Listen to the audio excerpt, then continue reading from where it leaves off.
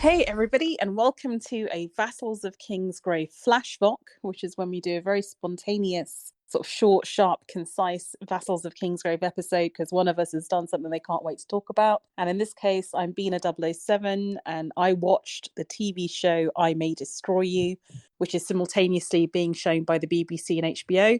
And I wouldn't shut up about it until my good girl Hannah watched it and could talk about it with me. So, hey H, do you want to introduce yourself? Hey, it's me, Shadowbaby on the forums, I guess. Did you not get that? Shadowbaby on the Discord server. Yeah, I guess on the Discord server.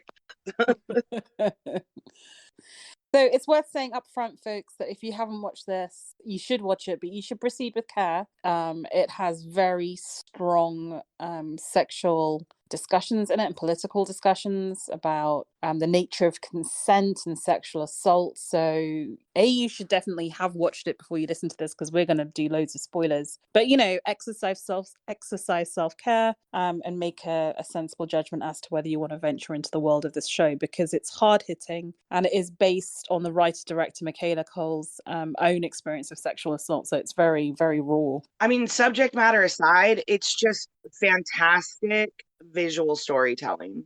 And it's cinematic technique I have not seen used in like 20 years so brilliantly. The subtle storytelling and the subtle visual cues. It's just outstanding. Like, all the subject matter aside, it's a work of art.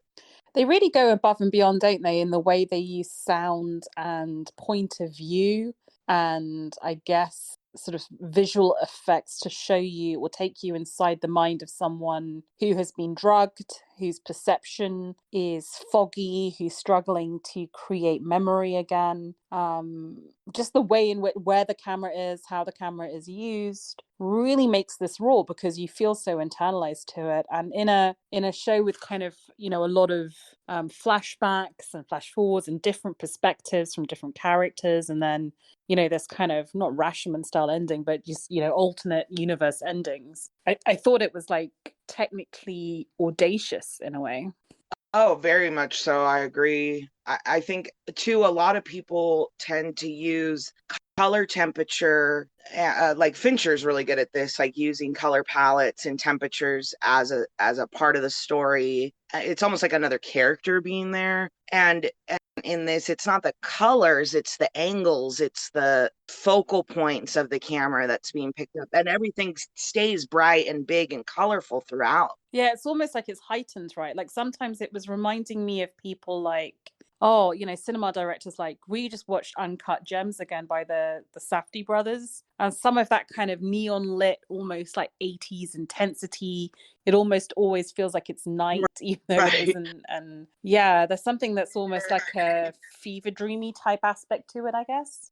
Yes, and there's a pace to it too that is so and sometimes it's like speeding too fast to keep up with, and then sometimes it kind of slows down and becomes a little arduous, but there is no moment in the show, not even a split second, that is just there to be there. Everything means something. How much do you think is to do with the fact that in the Netflix HBO age, we're so used to these sort of, beautifully crafted series that have hour-long episodes? That's kind of like the default. And that someone coming out of the British TV tradition, that kind of like half-hour serial comedy, where you have these like 27-minute long episodes that just forces a kind of pace and a kind of tightness to it. Like it just feels frenetic and headlong because, so much happens in half an hour. You'll get a whole character's backstory or whatever.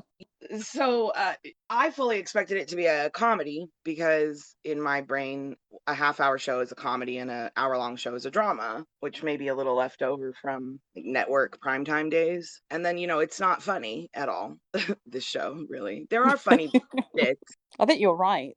And she started off, Micaela Coel started off doing 30-minute serialized BBC comedy. So I think she's just kept the format but turned it into this really dark, very raw drama instead. Which I think Which I love because that's how life is, right? You're going along and everything's fine, and then something happens and it turns dark, it gets twisted. yeah, I liked it in half hours. I'm not sure I could have coped with whole hours of this. Oh, And I think right. Same. And I think it really worked because it just meant if she shifted the focus either to a flashback or to a different character's story, then the half-hour chunks worked really well. I felt like it just form-fitted content so well on this.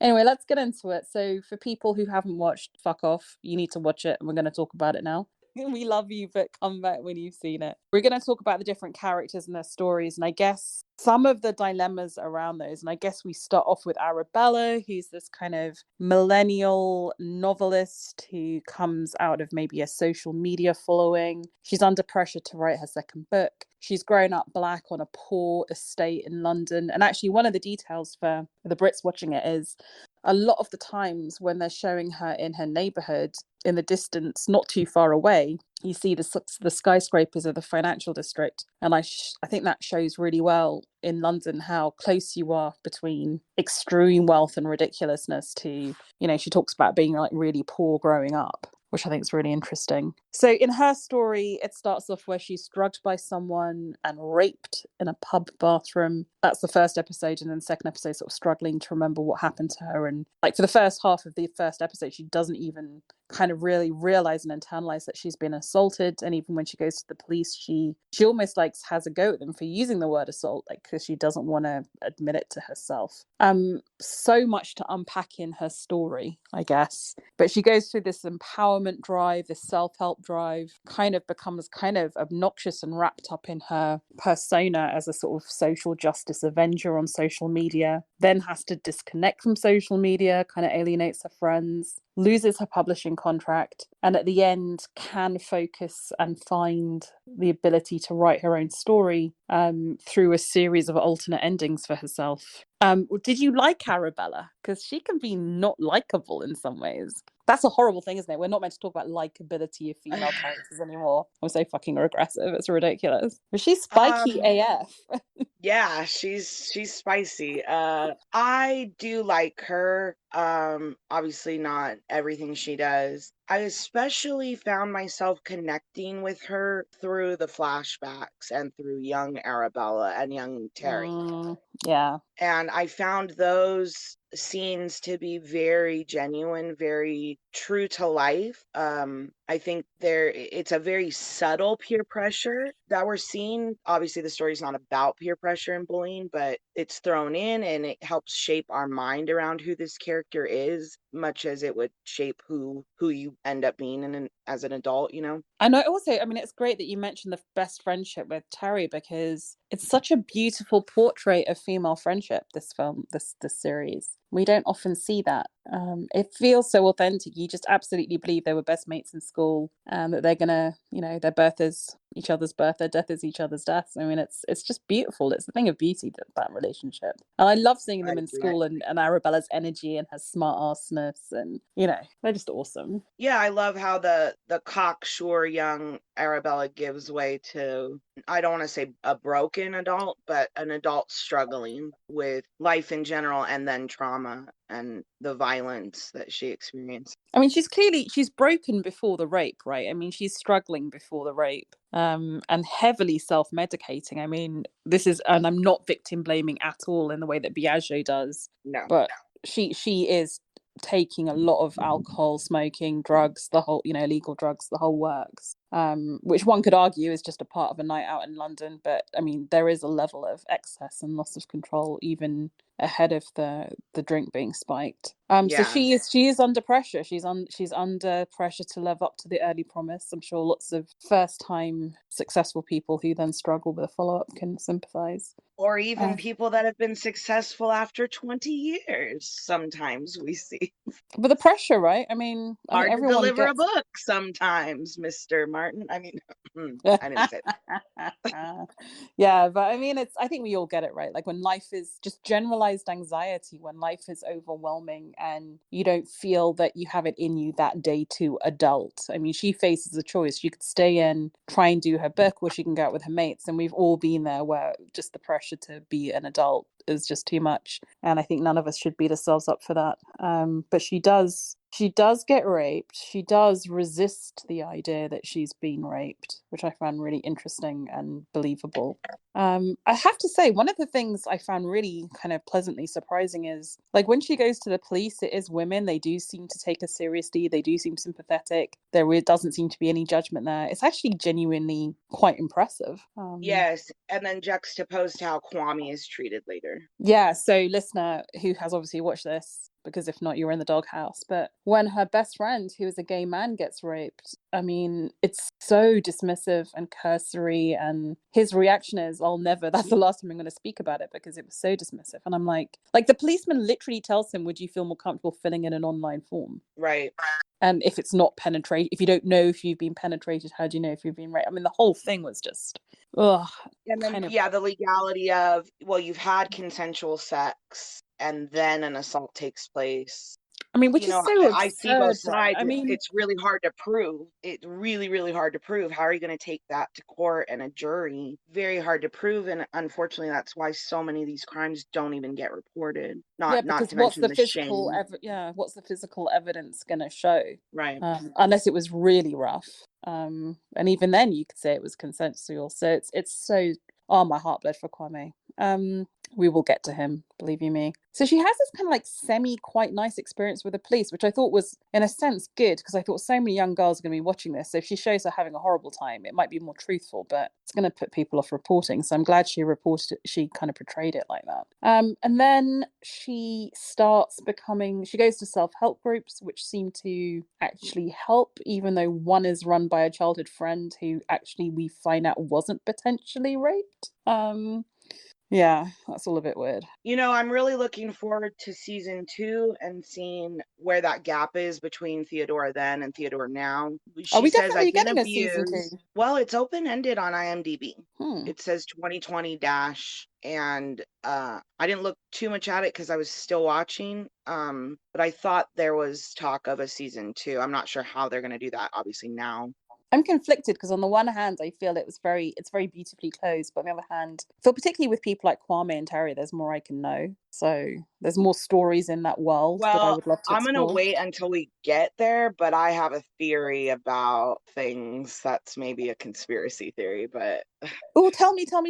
What's your all theory? right. So I genuinely expected the last episode. First of all, as soon as the DNA came back not a match on the flannel, Mm. my prime suspect in my mind came immediately forward and still remains my prime suspect. I think she was not raped by that guy in the bar. I think Really? it was the roommate, Ben. The little quiet, shy English guy. Yes. And I fully expected on the last one for her to make the decision to stay in. I really thought that they were going to have sex and in the middle of it she would realize who she's looking at, and then I thought the show was going to end right there. Wow, that's dark, man. It is Because yeah, dark, so we don't see much of him, right? And he really is the kind of the dweeb in the. I mean, it's so funny when they have the birthday party and events going on, and then suddenly the camera moves and you realize he's been sitting in his room with his headphones on the whole time. yeah, I mean, I kind of hope it's not him, just because I think it's nice to see a token white guy in the background Mm. not getting the main story, where that would usually be the black Yeah, friend and the white main characters. And I do love how this show flips everything on its ear, expectations and things. So I like that part where, finally we're seeing a show about people of color that's really entertaining, really smart, well made, and there aren't white saviors. you There see, I aren't. kind of thought that the whole point was that we wouldn't know and she wouldn't get closure in that way. And that's why you have the kind of quadruple ending, and that's okay. Like she's come to terms with the fact that she doesn't know, but she can create endings and closure for herself to fit different genre. And that's what we're going to get. But oh my God, now I really want a season 2. Because to me, the Ben guy, he has the nostrils that she describes, and Although they're the always really. policewoman does say that from a certain angle, everyone has the Yeah. nostrils. Well, and if you notice, they always do kind of show him from not a Dutch angle, but like slightly above him. He's usually coming out of a room and the angle is See, now I need slightly to do up. an immediate rewatch. And he has black eyes. He has like black, crazy looking eyes. I So need to I do a don't know if rewatch that's now. just me picking up on that or what. I don't know if any of it was intentional, but I full blown expected it to be Ben, the person you least suspect. Yeah, well, no, exactly. So how do we? So she goes to therapy. I think some of the acting that she does is phenomenal. I hope she gets all the Emmys in the world. Mm. And All she of kind of them. There's all of no bad them. actor in this. No, it's very strong. And then she becomes quite self-involved. And it starts off with Terry saying, you should only surround yourself with people who affirm you. And at what point does affirmation become enabling of Right. narcissism? And I think we do explore that when, her best friend Kwame and indeed Terry have both suffered sexual assaults and need help. And she's just not in the mode to listen to them. I thought it was very brave of Micaela Coel, who's saying this is partly based on her own experiences, to go down that road and say there is something maybe inherently narcissistic about healing. Like, you have to turn inward and heal yourself. You have to make yourself the number one priority. And in a sense, maybe that's okay. Like, you just literally can't be there for other people if you've been through this sort of stuff. So I Well, found I think myself especially really on like the fence. when you've had your gender and your sexual organs weaponized against you, Mm, and you go from being a girl who's struggling and living in a metropolitan area to a victim. Now that you have this new identity thrust upon you, you didn't ask for it, you don't want it, so you don't want to acknowledge it, you just want it to go away, you want it to not be there. mm. And there's sort of only another way to deal with that, really, and it's to take the victimhood and wear it like armor. Because she is strong. She is a warrior. I mean, even like she shaves her head, she's got her Dr. Martin boots on. She looks like a warrior. It is very powerful. It is Hmm. very inspiring in a way. And I kind of like that. But she shows the addiction to social media again, showing the perspective with music with trippy effects, like when she's literally getting the emojis coming out of the phone screen at her. And, her therapist has to say, do you need social media? Like, do you need it like you need drugs? I mean, you need to get off it. I thought that was super Well, powerful. I really love the bit in the street too, where Kwame, who is a victim, so supposedly the person she's doing this for, Yeah, being a in real warrior life. for victims, is standing there going, "It's freezing in this echo chamber." Yeah. Just what a Like I poignant feel like I'd line. have to Instagram post or tweet to get her attention. I thought that was Yeah. just savage. Yeah, but she does come out of it. She comes through it. She finds herself, she finds her friends, she apologizes. She makes good and she writes her own story and she reclaims the narrative, which she didn't even really have at the start, which is so she emerges stronger and more complete self-publishing. Can we talk about her lack of boundaries though? Like, there is something quite petulant and childlike about her, and we do get that when she's a child, like the attention seeking and the narcissism is there, I feel, pre-attack. The way she goes to Italy and lets herself into Biagio's flat and kind of is slightly unhinged about it, and like there is a lack of respect, and the way she locks Kwame in the room at her party, I mean, she doesn't know that's going to be specifically triggering, but even then, that's not okay behavior, right? I mean, that's not normal No, behavior. And I kind of get the no, feeling she that's would a have done total that to Kwame. violation. Yeah, she would have done that pre-attack, right? I mean, that's just her. Like, she's so spontaneous, but in a kind of slightly dangerous way, I find. Yeah, and I think that's another beauty of the show, though, is it explores all these other themes about consent, and it explores this idea of, well, I'm not an abuser, I'm not a sexual deviant, but Mm, then when you do, how she says in the book reading, it's not rape adjacent, it's not a bit rapey. If we were in the United States, it'd be rape adjacent, and examining the idea that we've perhaps hurt people in our lives thinking we're funny, thinking yeah. it's no big deal because it wouldn't be a big deal to us. It's just a And drunken jape. I locked him in a room with a cute yeah, boy. I did him a favor, and her shock, like you can see on her face, it's almost like laughing it off, but shocked that how can Terry even accuse her of doing something inappropriate in this moment? right, because she's a victim. Yeah, so how can a So victim she would never simultaneously be an victimize. aggressor? Yeah, and I Right. love that the show does that it shows both. Actually, it's worth Well, in saying the to the listener, violation of the break into his apartment, she couldn't have just waited outside. Like, that's a violation. or called him to let him know that she was coming. Yeah, Um, that's not consent. And yeah, and it's then to not stop and think, how would I feel if I was on the other side of this? Yeah, exactly. It speaks to a certain narcissism that I think is kind of brought out and made grim during the events. Actually, it's worth saying to the listener who, of course, knows this because they've watched it, that she don't not only gets raped once but twice, because after the initial rape by the unknown rapist in the pub, she then has sex with another author who her publisher kind of sets her up with. And this starts off as consensual, but he takes off the condom and doesn't tell her. And I hadn't realized, this shows how dumb I am. I hadn't realized that that is actual rape. Neither did I. And I'm kind of really relieved and pleased that it is under British law, but it's kind of amazing to me as a grown woman that I didn't know this. I mean, I would have thought it would be off and kind of maybe abuse but yeah, it's actual rape because I suppose it's just it's something sexual without consent. So Yes, and it makes total sense, although it's just something I never thought of myself, you know. I've been blessed to never have had any of these experiences, so yeah, me too. But you it's know, by me God's too grace. in the reverse way of me too, right? But so when she makes that speech and says it's not rape adjacent, it's not a bit rapey, which is kind of how I would have described it, I think, as sort of rape adjacent or a bit rapey. It is rape, and I was like, you're doing God's work here in educating people because Agreed. it's wrong. And I think, again, just as she would be shocked to know that she had done something abusive to Kwame, that poor author, well, not poor author, because he very deliberately did it, I think would be in absolute shock to think he's a rapist.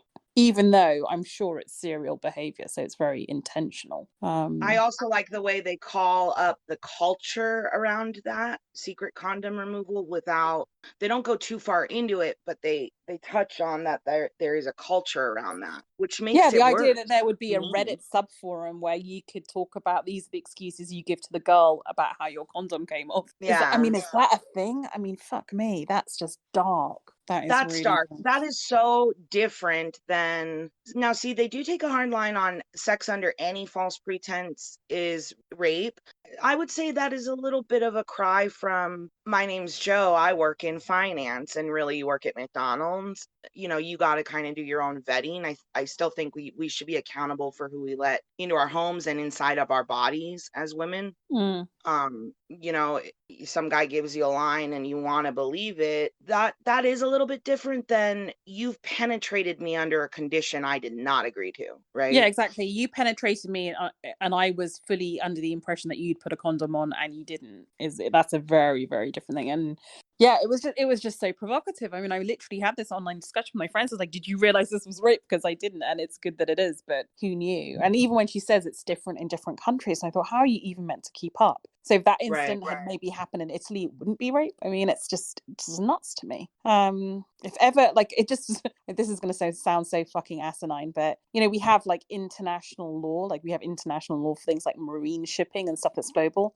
I kind of feel we need to have international law around rape. The problem is it would be lowest common denominator to countries where marital rape isn't even a thing. So I guess we can't go to the lowest common denominator, but it And feels again, like how do you prosecute it, really? yeah. Which then brings into question the doxing thing. Is, you know, is that an appropriate measure for justice when you can't get justice? And does that open the door for people to be victimized that have not committed a crime, maybe, you You know? see, I don't think so, but maybe that's just me. The only thing I didn't like in this whole series, and it's a very small thing, is the idea that someone as social media savvy as her wouldn't know what doxing is and would have to Google it. I felt that was very much for the benefit of us, the audience. Like, I don't think in universe Micaela would not know what doxing was. Yeah, true. Um, I do have a real big nitpick with the show. I really hated, and I think it's just the one thing that they fucked up. I don't like that he helps her finish the book. I don't like that at all. yeah, I don't. Yeah, why would she let I him don't back into her life? understand it, and perhaps only Micaela Coel can answer this for us, but it made me feel dirty. I did not like that. Is it because in some sense she doesn't think like she is not making it equivalent to what happened to her in the bathroom? Like she's saying, okay, maybe they're both technically rape, but actually I can forgive this guy. Or I don't know. I mean, the whole thing is weird. I agree with you.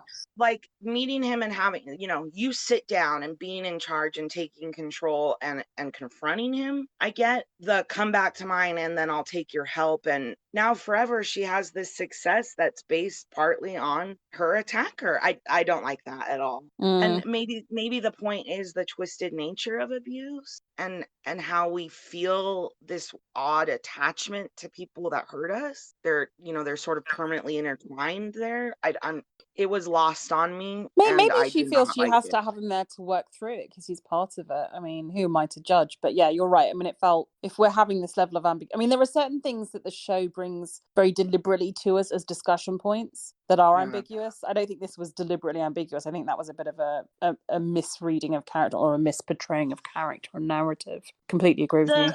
The scene where she takes David home, fucks him, tells him to go, sort of sympathizes with him as obviously a victim of rape himself, which is common. I don't say most, but a significant number of sexual, attackers have been victims themselves, often in early childhood, and their sexual identity is wrapped up in the violence. Mm. And I appreciated that in her mind, she allowed for that possibility. And as a tool to move on, assigned that to him and forgave him in her mind. But it's not real. I don't like the whole Della thing. And it is real. That part I didn't get. Yeah, and there is a difference between forgiving someone and then inviting them back into your life, right? I mean, yeah. Right. I'm with you. I'm with you.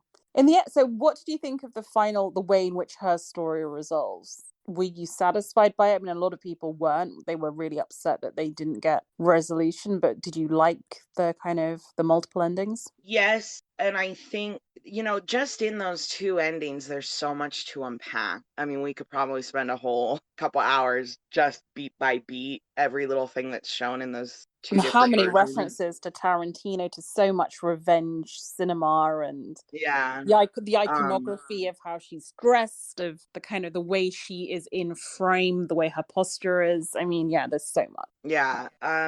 So I do like them. I like that we see her exploring the idea in her mind rather than putting herself at risk or putting anyone else at risk in real life, because ultimately I think the point is she could go out, find him, kill him, hide him under a bed, maybe get away with it. They could have left him there in the street and probably gotten away with it, Yeah. Yeah. or then connecting with him on another level. Even, like, sure, there's all these possibilities, but ultimately with any trauma, you have to accept that it happened, that it's done, come to a place where you can say to yourself, I'm safe now, it happened, and I'm going to move on. And so there is no scenario where she addresses him that gets her to that place. There's no one Yeah. else that can do that work. That's her work to do. Mm. And I like that she ultimately does get there. Yeah, I found it very elegant. I mean, I loved it. I didn't know that's what was going to happen, but I'm glad it did. And in a sense, I think it's the only way it could have ended. Um, Anything more to say about Arabella, or should we move on to maybe Terry next? Mm, I just one other thing. I love I think it's the episode like right before the finale where we're seeing how she's a serial forgetter of things. Yeah. And I love how these past things speak to the way things happened to her and the way she reacted to them, going all the way back to like episode 1 and 2. Mm. Yeah. Just really brilliant storytelling. But yeah, Okie let's dokie. do Terry. Let's do Terry. So Terry, folks, is the loyal best friend, played by the actress Weruche Opia. I really hope I'm pronouncing that correctly. And this is a very complicated story because she is super, super loyal. She is a true best friend, and they've been best friends for life. And that really just comes off so clearly. But the story is a very tricky one because as the series unfolds, we discover that there is potentially some guilt in the self-help, which their mutual friend points out. That when she was sober and not on that night out, and when their mutual friend called to say, she's a total mess, she's really drunk. I'm meant to be walking her home, but I don't want to walk Arabella home because I want to go and fuck my mistress. And the best friend Terry kind of maybe pissed off that Arabella serially pulls this kind of getting drunk and having to be parented sort of behavior, says, don't worry, just let her get on with it. And so there is some guilt there. And there's also, really interestingly, a very interesting story about consent going on with Terry too, wherein she goes to Italy on holiday in the good times of expense payments with Arabella, and she thinks she initiates a threesome with two Italian men, but realizes later on, kind of suspects it maybe after the fact, that they knew each other and had set her up. And it's kind of confirmed to her later when she repeats the story. So the idea that she had a threesome, she thought it was fully consenting, and was kind of maybe almost proud of herself for being so daring, but that realizing that the two guys did know each other and probably have pulled this act with a number of other tourist women too, just what does that count as? Is that rape? Is that, I mean, I don't know, but it's a really provocative, interesting discussion. So those were the two big character bits I wanted to talk about with Terry. But I'm not sure, any others? I really love the thing in Italy because it's so subtle and it's not really lamplit, but her face the entire time, you can see her sixth senses going off. Her amygdala is telling her something's not quite right here. But then part of me is thinking, is she thinking that because she's never had a threesome before and it is kind of a weird situation? Right. I think she's we're kind of supposed like, I think to she think thinks that. I think we're she supposed to think it. Yeah, and that she's it's never said though. She's getting out of her comfort zone, so she would look a bit weird. And then it's only when she pulls back the curtain of her bedroom and sees them kind of chatting to each other very kind of intimately as they leave, almost laughing. Yeah, the knuckle tap there. Yeah, that was such a bro moment. And I was just like, oh, Terry. And like half of me, and I get so close to kind of slut shaming with these thoughts, and I am a victim of the time and the era and the culture in which I was raised, where you think, oh, Arabella, do you have to get so drunk? And it's like, Terry, do you have to pick up two guys you've never met before in a bar? But of course that's not the point, and I get that. But you just think you do lay yourself open to it, because you've got no context for these guys. You don't know if they're nice guys, you don't know anything about them. But it still broke my heart, because I just thought, she's done this thing and she feels cool and she feels like sex positive, and that's great. And then it's just another example of two men fucking you over in the worst possible way. Well, and I mean, I don't know how it translates to you living over there, but for us,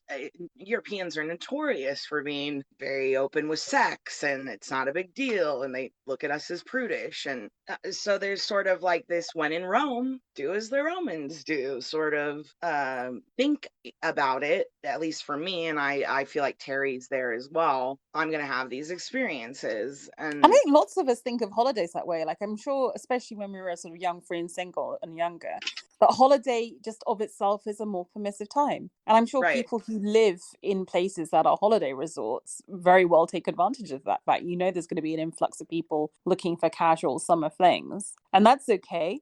You know, that's cool. It's just normally it's a little bit less, I don't know. You know, we never see Terry ask them if they know each other. Perhaps the thought crosses her mind, perhaps it doesn't. So, and again, I don't want to sound like I'm victim blaming. It's certainly not her fault that she was lied to. Oh, God, no, yeah. But I do think it's important to recognize. So for me, for example, I've never had a sexual partner that I haven't looked in the eye and asked them when the last time they were tested was. Gosh, you are good. And if they would say, oh, last month, I would ask to see it. And if they couldn't produce it, I'd leave. Whoa.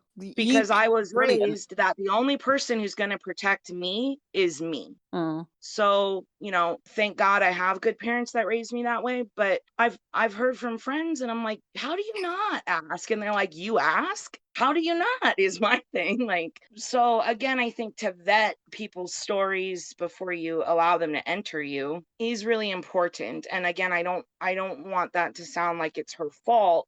It's certainly not her fault, but we shouldn't be so afraid of victim shaming and slut shaming that we're afraid to have the conversation about protecting yourself, asking the questions. Don't be embarrassed to ask these questions. Feeling empowered. Yeah, feeling empowered. It's the least he can do or she can do is answer honestly if you're about to have sex. That's a good point, actually. Being not just sex positive, but positive, like vocally positive, like feeling empowered enough that you can ask questions before engaging in sex, even if it's a casual one night stand, and that's all cool. And I've had one nighters where I ask, and if I don't like the answer, now I've had one nighters where they're like, I haven't been.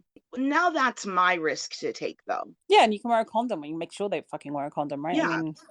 Yeah, I take my risks, you know, but I need the information first. And if you fail to attempt to acquire it, I'm not saying it's your fault, but it's important to remind young men and women to do the work and to not be afraid that, oh, it'll turn off. It's a turn off.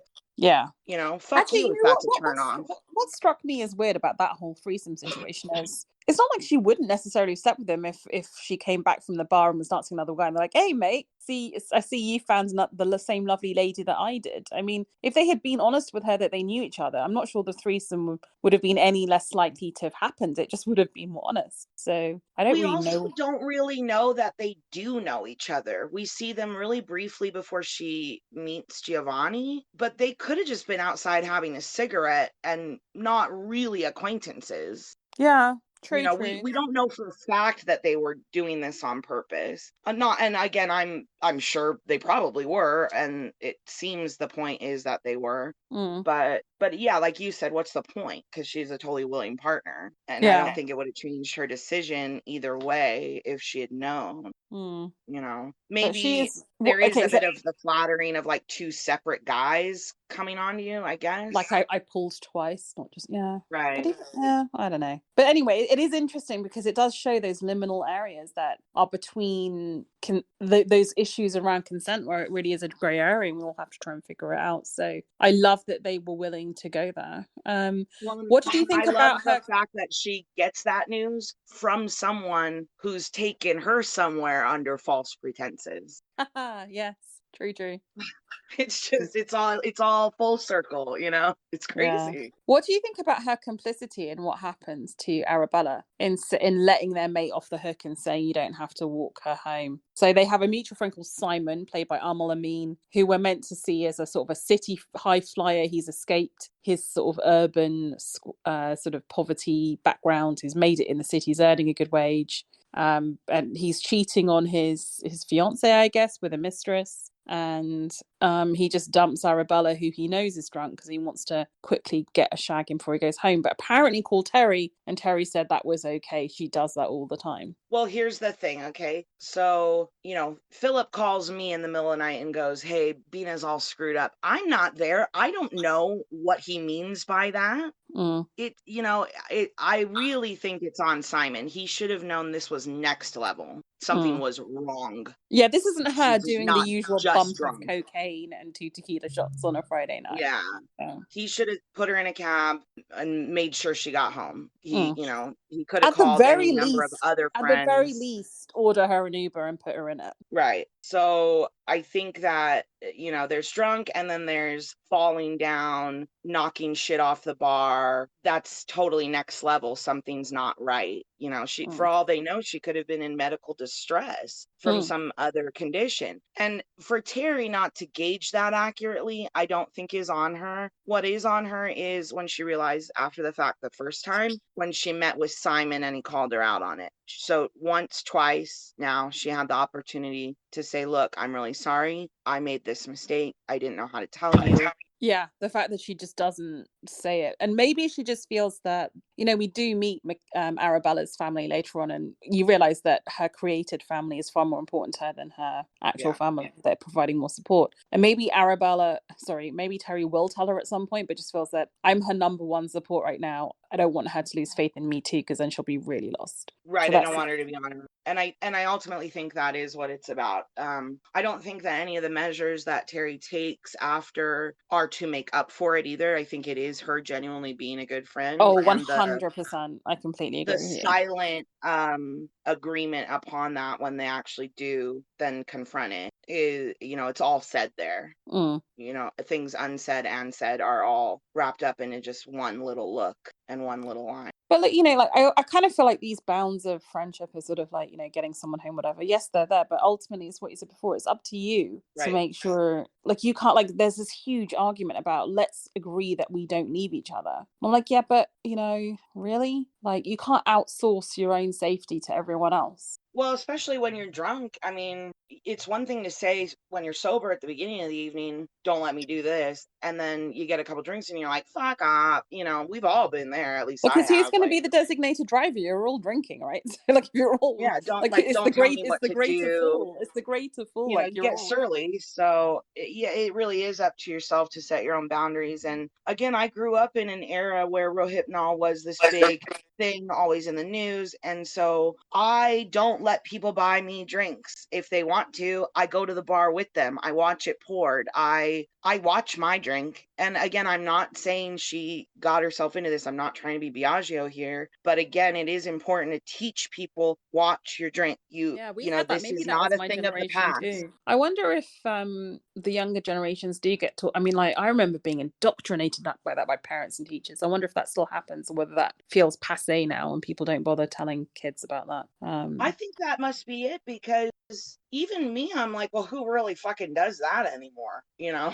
And it must But happen all the time. obviously it's happening, and it is really critical to teach people to, you know, if I'm out and I set my drink down, there's been times when I've just poured it out because I'm not sure.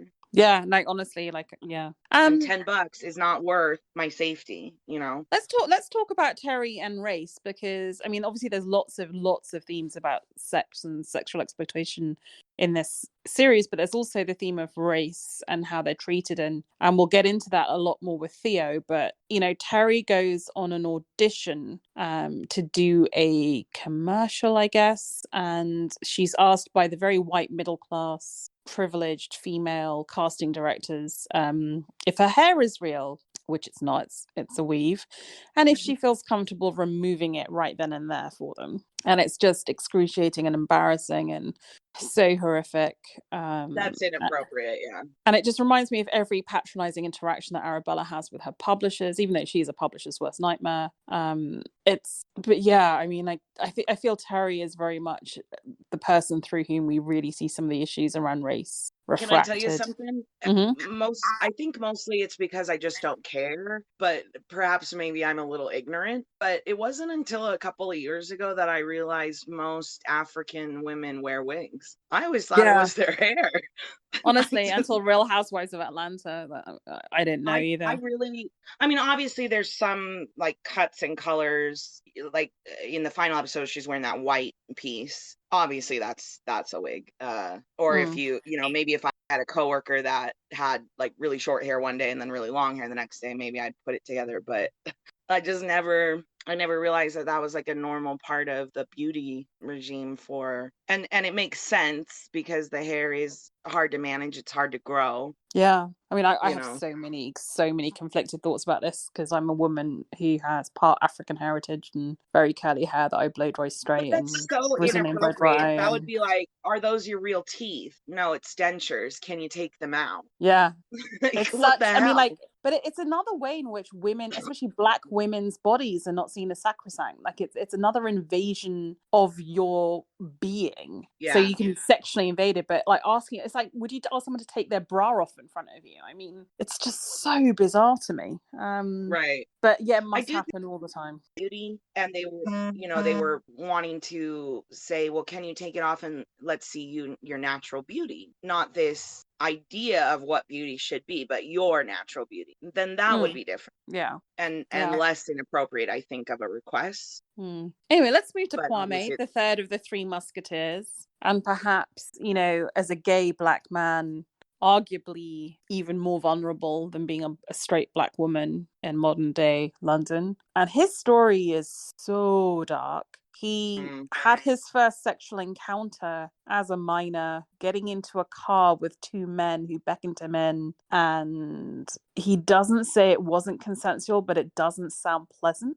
And then we see him as an adult on whatever, on like a sort of grinder type app, hooking up with another black guy and being very clear that he didn't want a certain kind of penetrative sex, which may be to do with that first initial encounter or maybe not. And they have consensual sex But then as he goes to leave, the guy basically bars the door, throws him back on the bed, and for sure jerks off on him while pinning him to a bed, and maybe penetrated him too. But that's kind of left. I mean, even Kwame doesn't know if that occurred. And then he goes to report it to the police. They are just completely bloody unhelpful. He tells Terry. It takes him a while to tell Arabella because she's so wrapped up in herself. And I think again, he is really struggling to understand what has happened to him. And he knows it's an invasion. He knows it's an act of violence to be pinned to the bed. The question is, does it count as sexual violence if it's just masturbation or if it's penetration? And so ambiguous. But I just thought, my God, like this poor guy. I mean, as bad as it is, not that it's a contest of like victimhood here, but oh, what a nightmare. What an absolute nightmare. Yeah. I mean, is he the only person in the show who basically, you know, at least with, I suppose with Arabella, we don't see her have a positive sexual experience in the time frame of the show, do we? But we don't with Kwame. In fact, maybe we don't with Terry. I mean, none of them have had sex positive experiences in the time frame of the show. Oh yeah, and then Kwame decides that he doesn't feel safe having sex with men, so he's going to have sex with a woman, and has sex with a woman he hooks up with on Grindr, and then she starts being homophobic after sex, so reveals he's gay, and that obviously freaks her out because she didn't realize she was having sex with a gay man. To me, a big takeaway I would like everyone to have from this is when he's in the apartment with the guy on Grindr and he says, "Roll over, I want to fuck you bareback," and Kwame says, "No, I don't do that." And he says, "Well, I thought you were in everything." Right then, that's where you leave. You get your shit and you leave. When people use your own words against you, they don't respect your boundaries, they don't respect you, and you're just a thing to them. So right then is where I need people to walk away. Gosh, you're so right to pick that up, and I hadn't picked up on that. And that is another great VOK PSAH. Keep them coming. It's just not okay. It is not okay to pressure somebody using their own words to engage in any activity, but especially sex. Hell no. No, no, no. Good. I'm glad we've established that. So was it ever established or said in the show whether that was rape, what happened to him afterwards? To me, it felt like such a violation, such a brutal violation. But if it's not... it's definitely rape. I think that like showing your genitals would be rape. Masturbating to someone that doesn't want to see that is rape, right? So that to me is in the same vein. I hope so, because it was brutal what he went through. Yeah. I mean, for the idea that whether 1 millimeter of a penis is in or out, that shouldn't really make that much of a difference, right? I mean, he was pinioned to a bed and fucked. It's still an assault. It's unwanted contact, and it's an unlawful confinement as well. Yeah, I'm wondering in the UK though, what's the difference where's the line between sexual assault versus rape? I'm actually but he still should have been prosecuted for kidnapping. And at the very least, if they felt, well, there's a lack of evidence, you know, do you really want to go on the stand and have them degrade you by saying, well, you engaged in one type of sex and then you drew some weird line that we don't understand. Do you really want to go through that? But here's victim services for you. Okay, so basically, according to the Metropolitan Police, what happened to Kwame was not rape. Rape is when a person intentionally penetrates another's vagina, anus, or mouth with a penis without the other person's consent. Assault by penetration is when a person penetrates another person's vagina or anus with any part of the body other than a penis, or by using an object without the person's consent. The overall definition of sexual or indecent assault is an act of physical, psychological, and emotional violation in the form of a sexual act inflicted on someone without their consent. It can involve forcing or manipulating someone to witness or participate in any sexual act. So you've got to have penetration by a penis for it to be rape.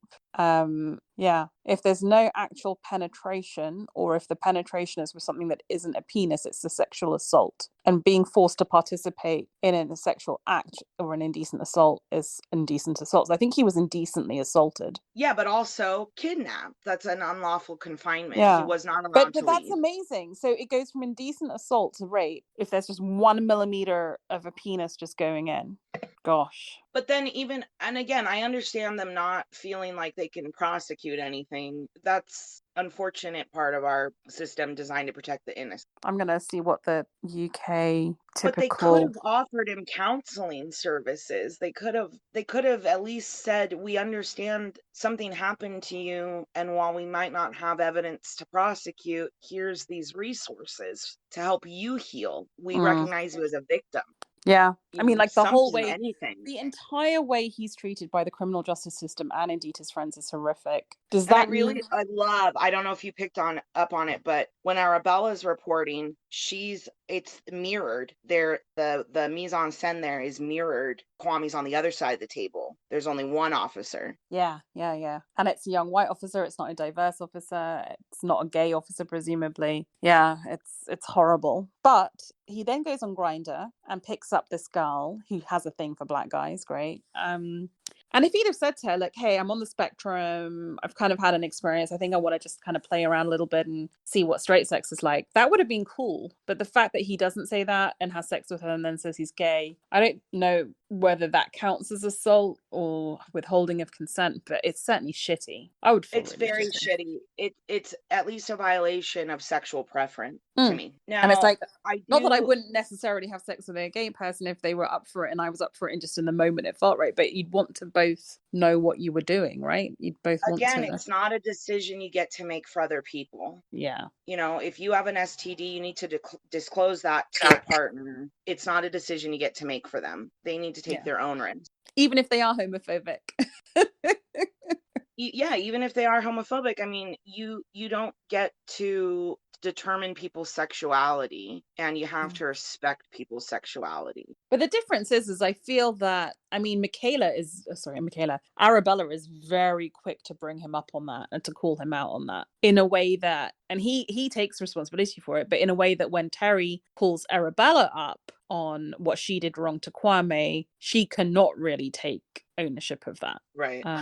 And actually, the way she goes at him, which is really verbal and really brutal, I thought was very, very nasty because he's a fragile boy. I mean, like, there's not much to him. So I Well, felt they that. also completely dismiss, even Kwame dismisses the fact that he didn't say no to that woman, but he also never said yes to her. Mm. She really did pressure him. Even though there was an expectation of sex, does not mean you have to follow through with sex. Yeah, but I felt that So was, I mean, yeah, totally. But I just feel he was a bit self-justifying. He knew he'd done something slightly shitty because he's a decent guy, and yes, but I mean, again, I think we skip over and the show. I don't know if they did it on purpose or not, but we skip over the fact that women can be abusers too. yeah. Women can be aggressive as well, and she never asked for his consent. She never got it. She took it. But also, and And this does play into the kind of the racial themes that are being explored here. That the way she objectifies him, and I know there's some objectification in all of these Tinder Grinder apps, right? Because we're all picking people based on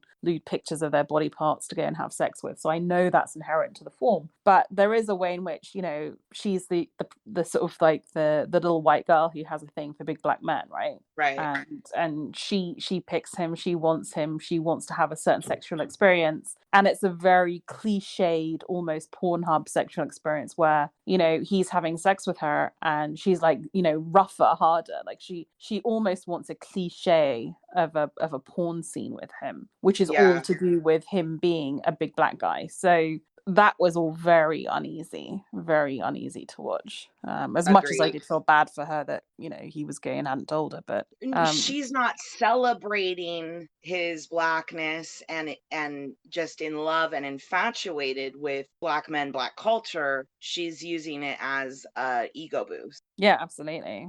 You know, So anything else to say about Kwame other than that he's a lovely guy and I hope he's okay wherever he I is? love him. I hope he's okay. I want to see him flourish. I want to see season 2 to see Kwame do well.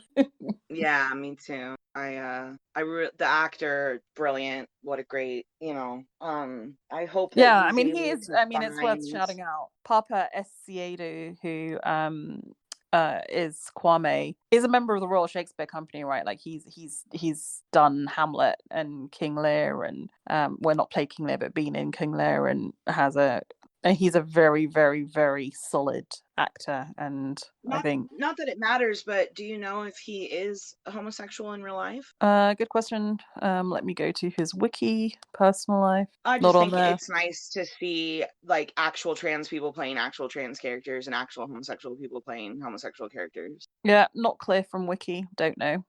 But really a great Not our performance. I mean, all business. all of these three roles were amazing. So kudos to all of them. I guess the fourth and final main character is probably Theodora, played as an adult by Harriet Webb and as a young teen so powerfully by an actress called Gabby French, who I don't think I'd seen before, but really, really impressed me. Actually, she was in Military Wives. That's where I recognise from her, which I don't recommend you'll watch, but nonetheless, good actress.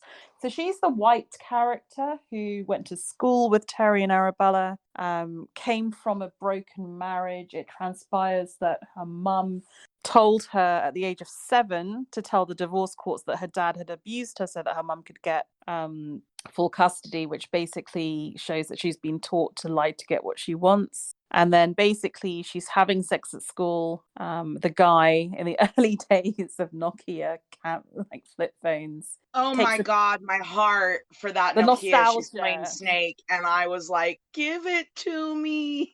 Yeah, I the love that. nostalgia was real. He takes a Uh, picture of her and sends it to all his mates, and then pays her for sex because she asks him to. The whole thing about self-esteem and self-worth and what you'll let a boy do to you. And then she decides to cut herself and claim that he raped her to the school teacher. The police come to get him, and he's a black guy, right? No one's going to believe him against her. And then basically the girls, Terry and Arabella, as young teenagers, get the pictures that of her having consensual sex and show them to the teacher and get the kid off. But it's well, really and look fucked at up because then I in I elder thought life, it was she's really interesting how they go after her because they view her as a white attacker of a black man mm-hmm. and not recognizing her as a woman. And then later, Arabella's talking about being in that tribe of women and focusing on that more. And that being really troubling. And I think it's really interesting in an era when people talk a lot about intersectionality and being aware of your position as a black woman, like both together, that Arabella very much sees herself as being raised as being very much defined kind of by her blackness and her poverty more than by her gender. And she gives this very impassioned kind of speech or recitation of something she's written where she says this is the first time she's really being forced to think of herself as a woman first. And this idea that actually intersectionality, thinking of yourself as all of these three things at once, a deprived black woman, is very challenging to kind of encompass all of that in yourself. And I think it was a lesson to me that, I often refer to myself as a woman of color and thinking myself in that way, but actually being almost forced to pick tribes must be very painful and not Well, and the always other easy. thing that always stands out is the blackness and not the immigrant part, too. They're all from immigrant families, Yeah, and that's not really their addressed. main focus, even within Which their is own community. Yeah,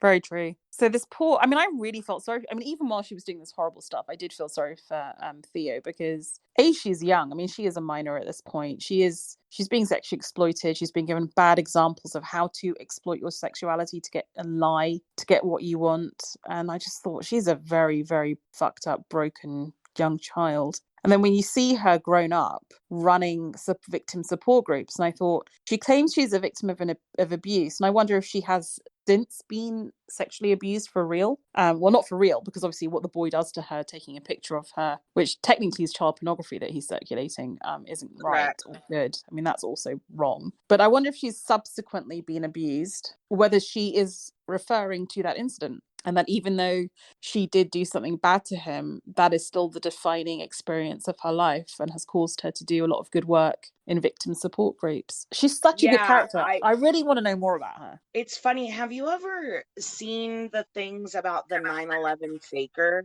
No?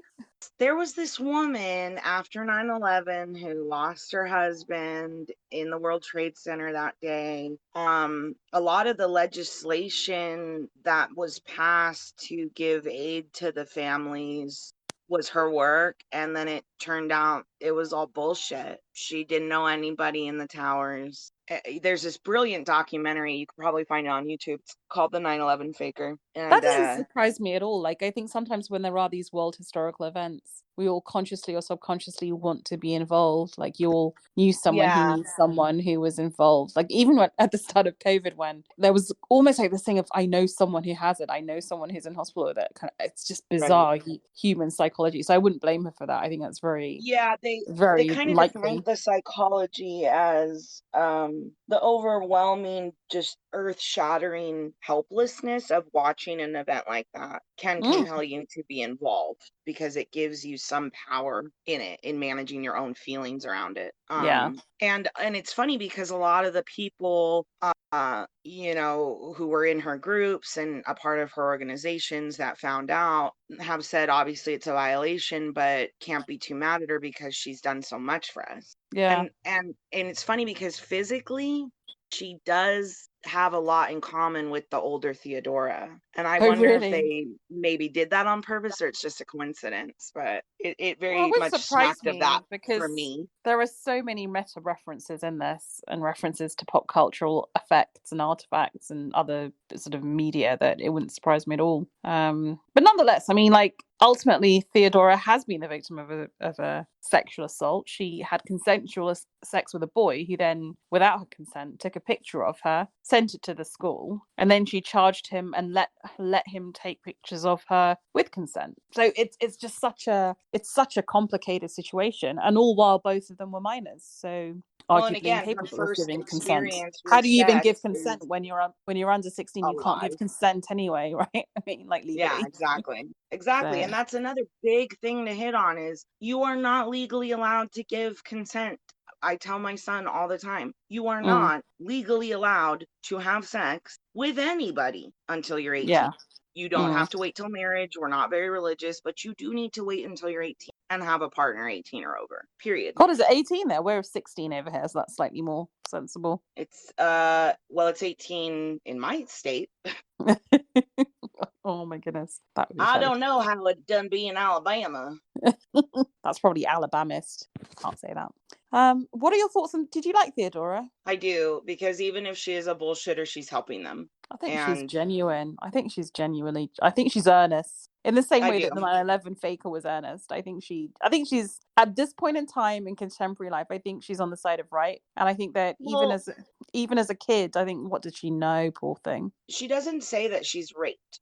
When she introduces herself, my name is, blah, blah, blah. I've been abused. I've been exploited. She doesn't Hmm. say she's been raped. And we see that she's been abused and exploited. Yeah, so she's not wrong. So we can't really say she's a liar. That goes into like lie by omission maybe, but I still think she's doing God's work for these people. Yeah, I agree. And actually, one of the things I like about her, and indeed Kwame, relative to Arabella, is they do take ownership. So she works. This is one of the funniest. This is one of the bits where it is actually quite funny. She works with some fucking vegan food delivery service, preachy, white, middle class, earnest Extinction Rebellion thing.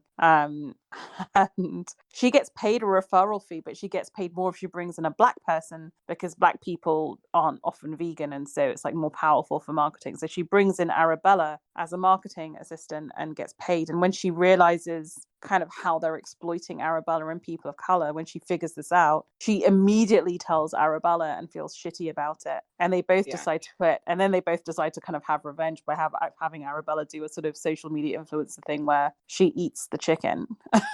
Yeah. I love my wig is not.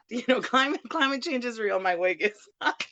But Just what I throws loved it in about their that as face. well, I mean, how uncomfortable, Micaela Coel, on one hand, just tackling all sorts of issues that are very progressive and, would be seen as being very woke and very sensible. But on the other hand, saying something that never gets said on TV, which is that a lot of people of color and people from my kind of background have a real issue with the whole Extinction Rebellion climate change thing, not because we don't believe it's happening, but because of the kind of the po-faced middle class earners, white people who be telling us to give up our nice things when we only had them for like a minute. Right. And there was a brilliant moment when Extinction Rebellion were all over London last summer where they kind of were strapping themselves to a tube train, an underground metro train in Oh, one wow. of the poorest parts of East London, which is like pretty much all black people were earning minimum wage, trying to get into the center of town to earn a living. And you know, why attack mass transit? It's one of the cleanest, best ways to move around, right? So basically, all these people trying to go to work, Extinction Rebellion standing on top of a tube train, preventing it from leaving, and like these people just like pull them down and push them on the platform and get on the train and go to work, which I thought was hilarious. Like, you know, think who you are. Think who you are. So for me, it was just really refreshing to see that point of view, which Me I too. share, represented. And I thought it's brave because a lot of people who will watch this program and really appreciate what Micaela Coel's doing in terms of speaking to gender inequality and racial inequality and sexual abuse and criminal justice are gonna hate what she said about Extinction Rebellion and climate change protesters. So good for her Oh, for I having the love it balls to do though. it. What I love about the series is Micaela Coel feels free to be provocative, to say things that are probably not going to be popular, and to make characters that are truly three-dimensional. In other words, they can be victims and abusers, they can be in the right and in the wrong, and it just makes for this really interesting, provocative, difficult, discursive show we can chat about, right? I mean, I it's really phenomenal. love that there aren't white saviors in this. I really love that they're either shown like Ben on the fringe, they're shown in the agents not necessarily very helpful or neutral, or they're shown in Theodora as an actual ally. Yeah, and what's ironic is that in some ways Arabella's looking for a white savior. I mean, there are several times when she goes to a white person asking for money, like, you know, and they're like, no, you didn't fulfill your contract, fuck off. That is ironic. Can we talk about Susie Henny for a minute? Yes. So Susie Henny is the publisher, or the sort of the Uber publisher, I guess, who has made it, but who is a black woman. Yeah, what do you want to say? First of all, that actress, I want to see her in sort of her own Faulty Towers type series. I just think she's like the things she does with her face are it's fucking brilliant. She is very She's good. wonderful. More of her, please. But her character is a problem for me. It might be the place I'm at, and I don't like how she is only supporting Arabella because she's black, not because she believes in her writing necessarily. Yeah, and I think that's fair enough. That there could be people of color as well as white people who are willing to exploit black people, right? There is a Mm-hmm. moment, a woke moment, like immediately when Arabella says, "Can I have my friend read? Because I'm nervous. Can I have her do the recitation?" She's like, "Oh, but is she black?" Because she wants a diverse set of people reading this stuff. Right. It's very true. It's very true to life. And, you know, I guess it can be both people. And I think it's very important because we've seen these publishers be condescending and exploitative who are white. And then we see her be the same and she's black. And Arabella kind of reaches out to her and thinks because she is black and they'll connect as black women, it'll be different. But I think what maybe Micaela Coel is trying to say is business and business will exploit you. It doesn't care about the color of your skin. Right. And similarly, I thought it was important that if you look at the kind of the potential rapists in this drama series, there is many who are black as are white as are women as men, right? So there's the young black kid in school with Theo. There is Kwame himself with the white girl. There is the white girl. There is, you know, the guy who kind of masturbates over Kwame, who's a black guy. There is the white guy in the bathroom with Arabella. It's kind of like sexual abuse and exploitation isn't limited to one sex or gender or race. And similarly, material exploitation isn't limited to one gender or race. Like, I think she's probably trying to be quite careful there and not show every black person's exploited by a white person, that there are. Whether Well, that's yeah, true to form, I don't know. But there's I this think like that's swirling storm of support mixed with exploitation. And then we also see Arabella sort of exploit herself through the social media and exploit her own victimhood for profit. yeah. You know, Even though and then yeah. is that right? Is that wrong? Is that for us to say? You know, these are all important themes and ideas to explore Can intrapersonally. you self-exploit? Can it by definition be exploitation if you're doing it of yourself, I wonder? Yeah. I don't think I've watched a show that has really made me ask so many questions, have so many questions left open, Yeah. made me look up laws in my own country and question my own understanding of what those laws are. I mean, it's just phenomenal for a piece of TV to do this. I think it's just phenomenal. And maybe to close out, I would just, if any of you haven't watched it, are still listening, you sneaky, sneaky motherfuckers, you should go and watch it because it's good TV, but exercise care because it's blunt. I just love this. I love this show. Technically, acting, audacious design, cinematography, use of music.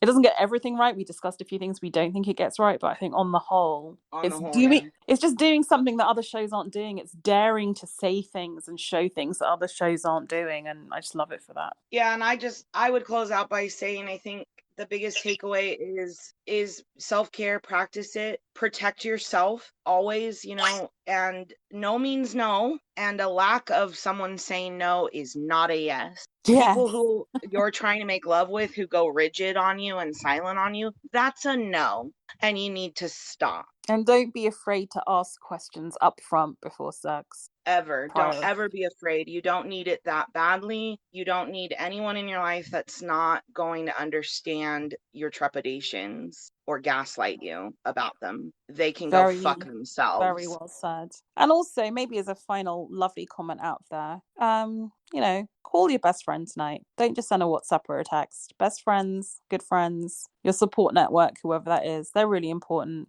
They're there with you through thick and thin. I hope you all who are listening have that. If you don't, give me a call, but show some love to your besties. Because if there was ever a show to show you what a best friend can do for you and is for you and makes you, then this is it. Amen. Amen. Peace out. We love you all, listeners. Stay safe, stay healthy. Check us out on the Discord server, and we hope to speak to you soon. Bye. Stay tuned for a special Vassals Night In.